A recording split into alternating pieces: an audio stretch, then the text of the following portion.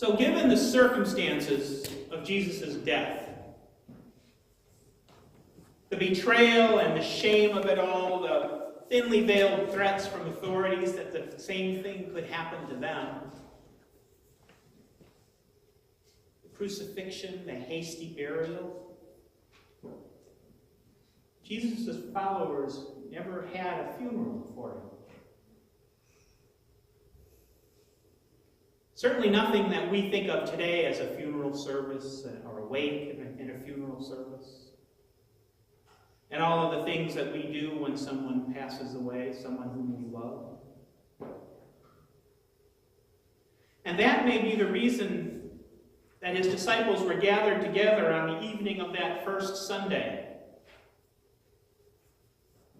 Maybe they were gathered together to reminisce about their teacher.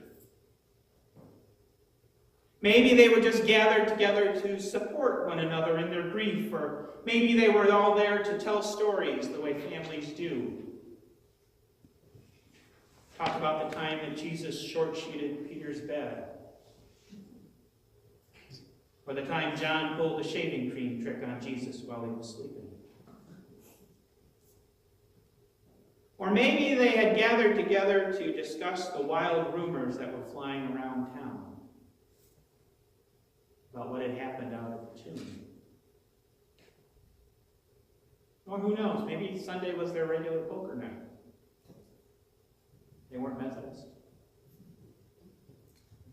But we don't know exactly why they were all gathered there on that first Sunday night, but what we do know is that Luke tells us that two followers who had just had this miraculous encounter with Jesus on the road to Emmaus had run home to Jerusalem. And they had found the disciples and the other followers assembled in this room, and they had shared their story with them, and then all of a sudden, bam! Jesus was there. Jesus himself was standing among them. And it sort of freaked people out.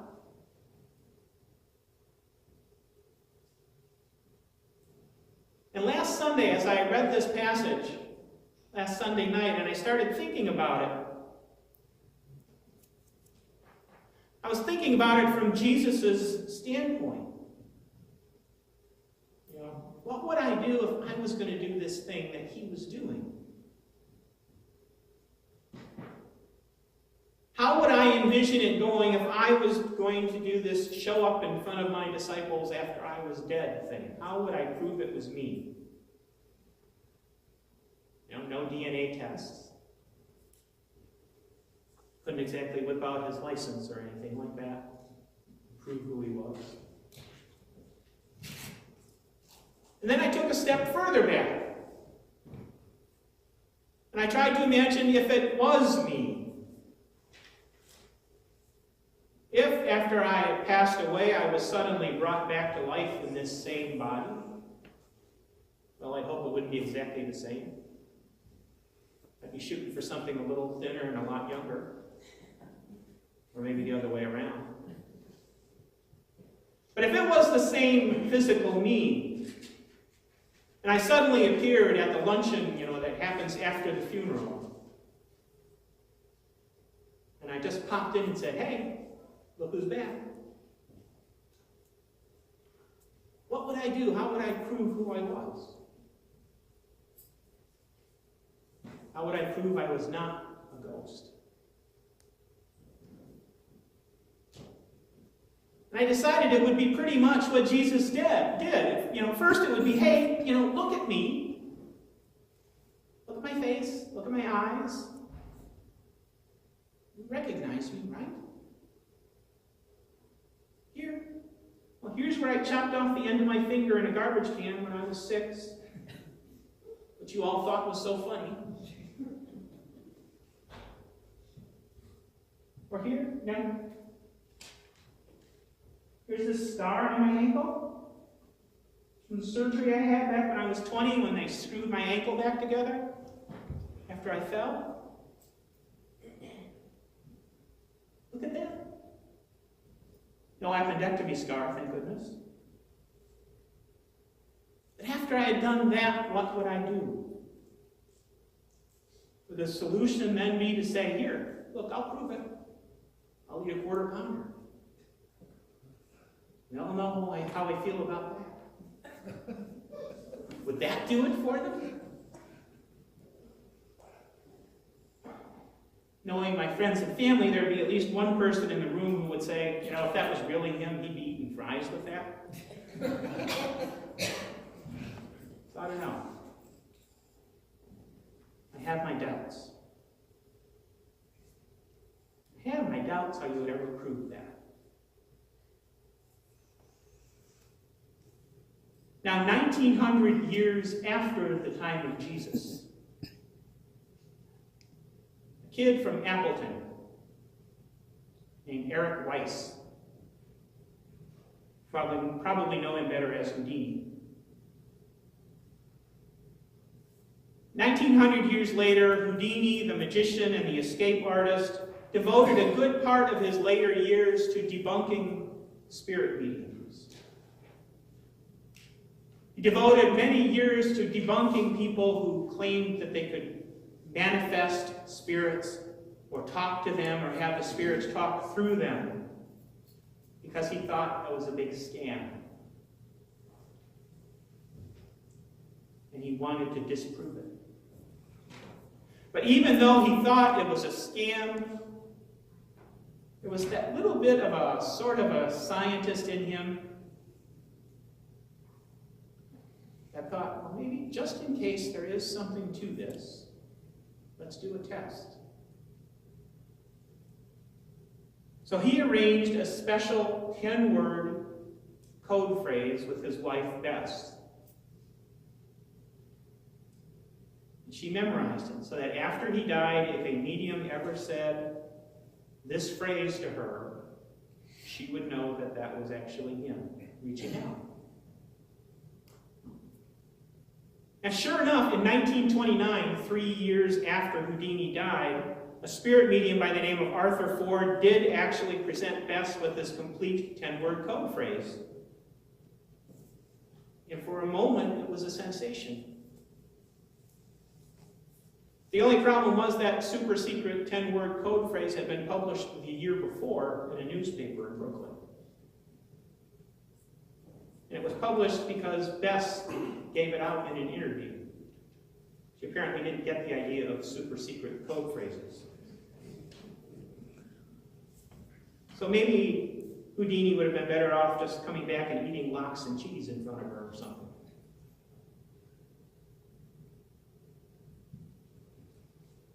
In Luke's description of these appearances, food seems to be important because it's in Emmaus when Jesus sits down with those two travelers and he breaks bread and eats bread with them that they recognize him.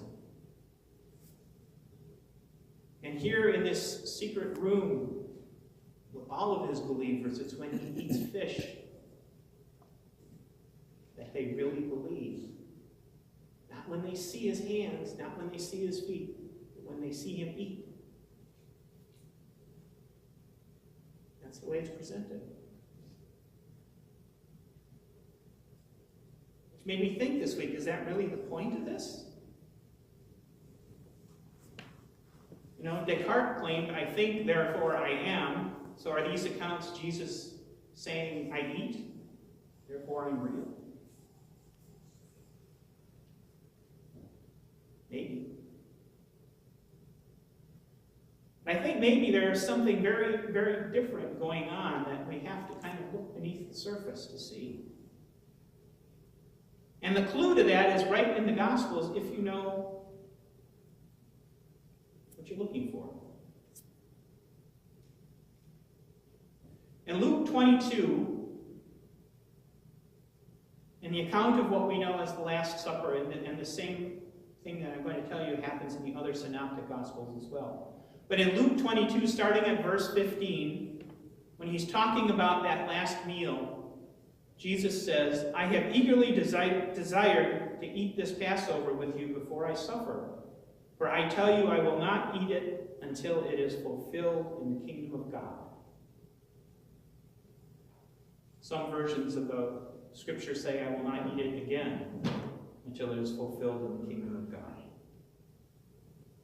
What did you get? Not clear yet? Not exactly. But in the original Greek, the word that is translated here as eat, the original Greek word is esthio, and it means literally to eat and to drink in the usual manner, to feast or banquet.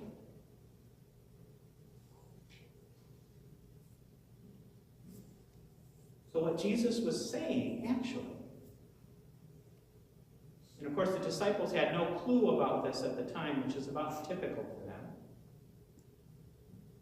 But Jesus was saying, he was putting down a marker. He was saying, in effect, I will not eat with you again, or I won't be able to eat with you again until after the kingdom of God has been fulfilled. So he's laying out a chronology that says only after the kingdom of God has been fulfilled will he be able to eat with his followers. Only after this old world has wound down, only after God's plan for salvation, his outpouring of grace has manifested in God's kingdom, will Jesus be able to sit down once again with his disciples and enjoy food.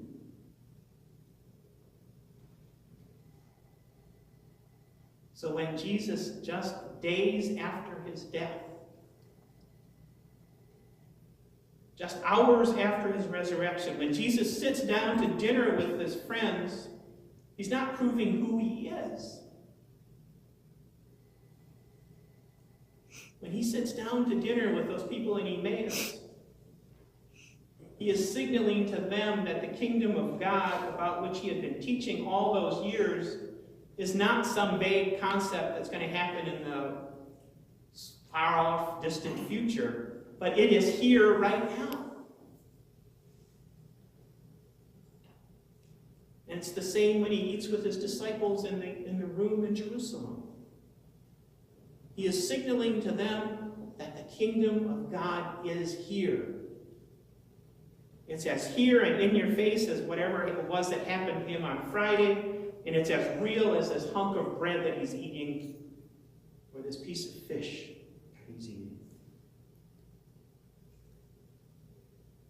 And that's an amazing sign.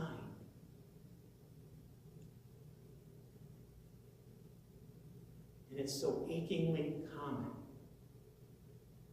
I mean, everybody eats. So it's a reminder that the kingdom of God is meant to be experienced by everybody. And it is meant to be experienced now. It's not something to look forward to. It is something that we have now and that we work for.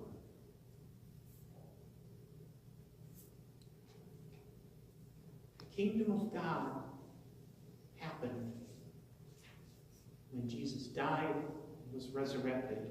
It manifested itself in this world.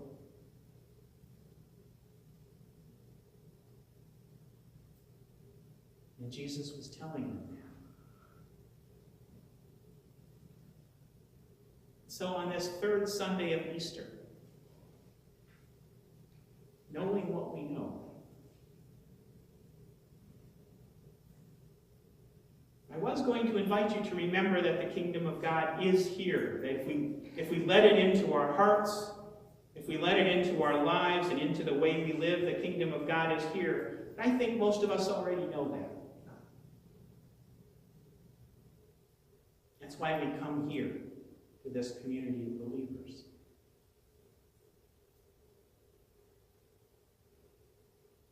So instead of doing that, in view of today's readings, I'm going to challenge you to do something else.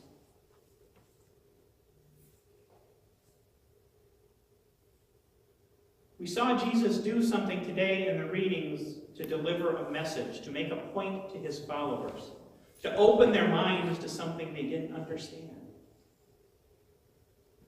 That the world had changed, that the grace and mercy of God were now the order of the day, and that love would reign. wanted them to know. And for the next minute, I would like you to prayerfully consider and to think about what you could do.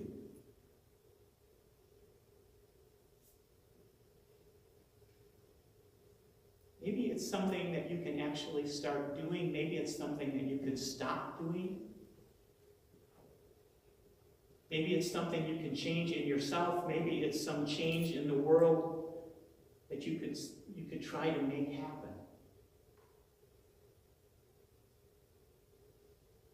But for the next minute, I want you to think about what you could do to let people know that the kingdom of God is here. Just as Jesus let his disciples know, let others know. Let them know it's not something that we just look forward to, but something that they can experience right here and right now, just as we do when we live in the kingdom. Think about what you could do to help someone experience the joy and the forgiveness that come in the kingdom of God. If your heart has been transformed by Jesus, how can you show that transformation? I'll watch the time for you.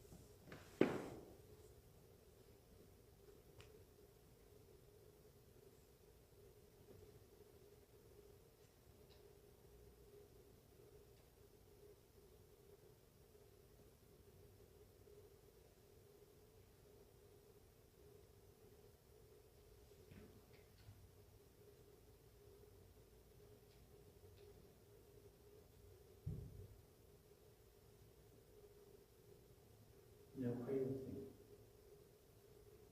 Lord, as I have been thinking, as I have been challenging myself for ways in which to show the kingdom of God to others, Lord, please help me to change. Please help me to be a messenger. Please help me to bring others to this kingdom of God so that they can experience this joy themselves. Lord, strengthen me, hold me, and help me to show your love.